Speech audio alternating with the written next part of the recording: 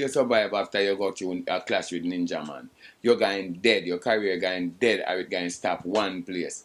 You have to be hiding out to get recognition whenever time you come on. Like, I miss you, why me a baller forward? You're not really there, I make you get the forward.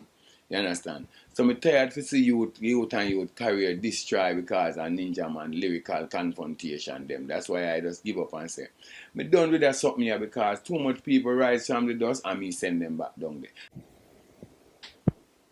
All the people that for kill me, stop kill me, resign from killing. Both physically, lyrically, spiritually, mentally, emotionally, me not in a no killing. The Bible said, thou shalt not kill. I'm in a no form of killing. You hear? Me done with killing. In the name of Jesus, me done with killing. So I'm in a business, what want happen to killing in a dance hall? Because nobody else not there to kill. If somebody there to kill, me not kill.